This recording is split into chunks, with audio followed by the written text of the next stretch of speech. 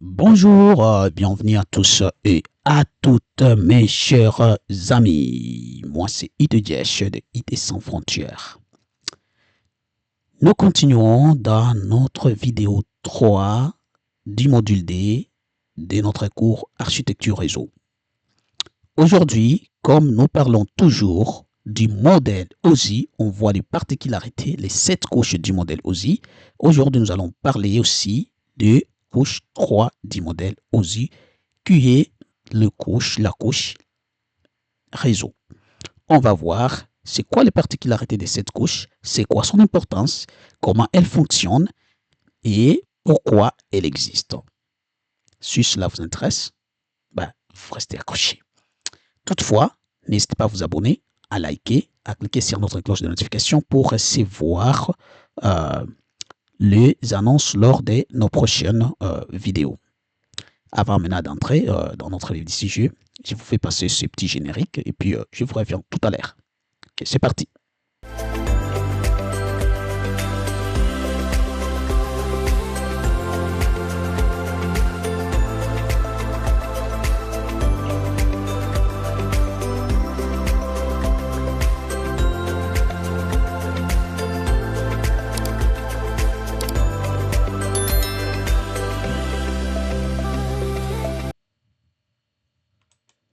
Ok, voilà, nous sommes de retour, mes chers amis. Nous allons maintenant voir notre couche 3.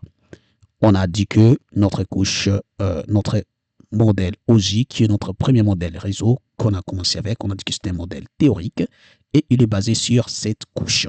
On a vu la couche physique qui est la première, ensuite la couche liaison des données qui est la deuxième et maintenant nous voyons la couche 3 qui est la couche réseau.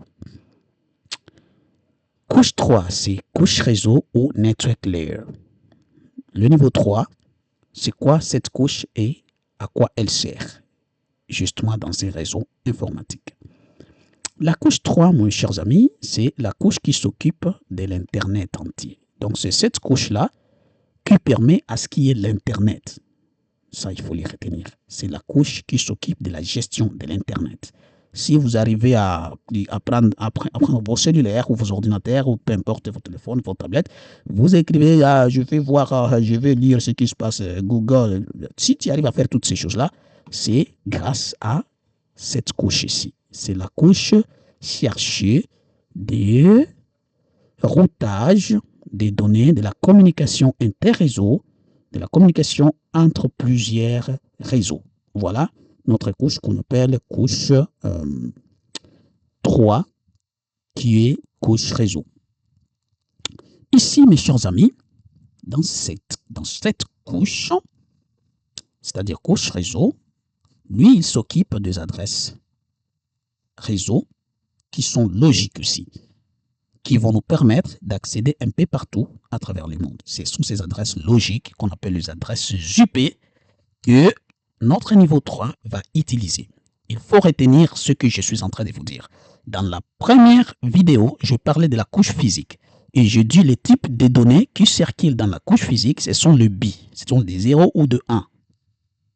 Couche D, et lui, il envoie ces données sous forme de signaux électriques ou lumineuses ou encore des signaux radio. Donc, on a vu ça.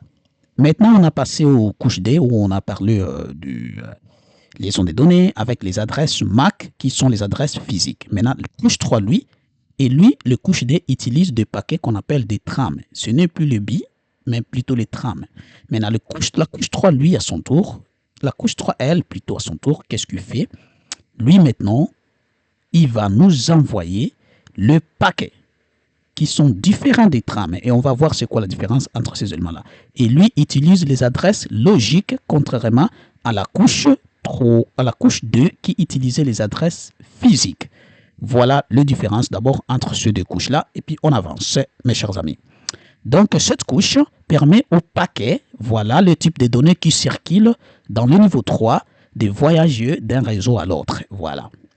Les rôles, c'est acheminer les données entre les réseaux différents.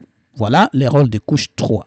Dans la couche D, on avait dit qu'il n'y a pas des réseaux différents. C'est dans un même réseau. On a dit que ça permet juste la communication entre appareils dans le réseau local. Lui, c'est entre appareils de différents réseaux. Donc, un réseau ici, un autre réseau dans une autre ville, vous communiquez. C'est pourquoi vous arrivez à atteindre Google qui est aux États-Unis et toi, tu es caché quelque part. C'est comme ça. Donc, lui, il travaille de cette façon-là, mes chers amis. Il achemine les données entre les différents réseaux. C'est quoi ces fonctionnements? Il utilise les adresses logiques que nous appelons communément les adresses IP ou IP address. On les voit, sont là, on va comprendre c'est quoi dans des prochaines vidéos. Je ne vais pas trop parler dessus, parce que si j'en parle, vous n'allez pas regarder la vidéo suivante. Donc, on arrête. On va, si vous voulez, vous allez suivre les prochaines vidéos.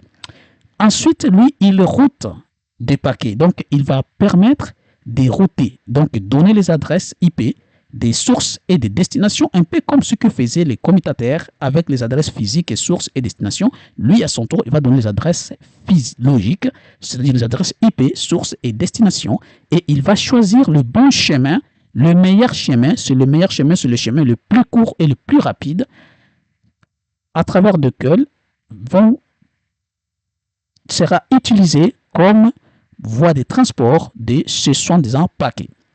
Et ce paquet-là sont constitués de ces éléments-là. Il y a des adresses IP logiques, il y a les adresses IP logiques et sources et destinations, il y a les données, il y a beaucoup de choses au-dedans, des contrôles, tout ce que notre couche D renfermait, et aussi ils en ont. Au plus, il ajoute les adresses IP logiques. Donc, il fait le choix aussi des meilleurs chemins, comme je venais juste de le dire, mes chers amis. Donc, on va voir c'est quoi maintenant l'équipement utilisé pour ces niveaux de réseau. Ici, mes chers amis, nous parlons maintenant de notre équipement. Comme on avait dit que pour la couche 1, qui est la couche physique, on a parlé des câbles réseau, Ethernet ou de câbles fibre optique ou des adaptateurs sans fil Wi-Fi. Pour la couche D, on a parlé du commutateur ou encore les switches qui s'en occupent. Et ici, pour notre couche 3, nous parlons maintenant des routeurs. C'est maintenant les rôles des routeurs qui s'en chargent pour la communication entre réseaux. Et le routeur utilise les adresses IPv4, c'est-à-dire IP version 4 ou IP version 6. Il y aura aussi une vidéo dédiée pour ça. C'est quoi une adresse IP d'abord? Et puis c'est quoi une adresse IPv4 et IPv6? C'est quoi la différence? Je vais vous montrer la différence.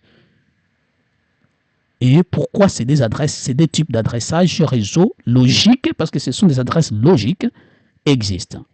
Parce que nous avons deux types d'adressage généralement. Il y a l'adressage logique et il y a l'adressage physique. L'adresse physique, c'est une adresse qui vient des fournisseurs de l'appareil sur la carte réseau. Et sur cette carte réseau qui a une adresse physique, on y configure, nous les administrateurs réseau, nous les administrateurs système, on configure sur une carte réseau qui a déjà une adresse physique que le fournisseur de l'appareil a donné, une adresse logique qu'on appelle l'adresse IP. Et cette adresse logique peut être en version 4 ou en version 6. Donc, pour être plus clair, deux types d'adressage, adresse IP et adresse MAC. Donc, IP, adressage logique, MAC, adressage physique. Et dans l'adressage logique encore, il y a deux versions. Il y a IPv4 version 4 et il y a IPv6 version 6. Ça, on va voir. Et il y a aussi les protocoles XMP utilisés juste pour tracer les routes, pour savoir le chemin, pour tester les chemins qu'on va emprunter pour la communication. Tout ça, on va le voir bien en pratique aussi. Là, on est encore en théorie et quand on va entrer en pratique sur paquet tracer, vous allez le voir concrètement et comment ça fonctionne. Donc, ensuite, voyons un exemple d'un routeur qui permet juste à un ordinateur du réseau. Voilà, on donne ici réseau. Voilà, ces réseaux-là. Ça, c'est un réseau du niveau 3, des classes 3, classe C, par exemple. Et ça, il commence à 92.68 en 0. On va comprendre sur quoi les adresses IP et comment les configurer, comment aussi les calculer et tout ça. On va le comprendre.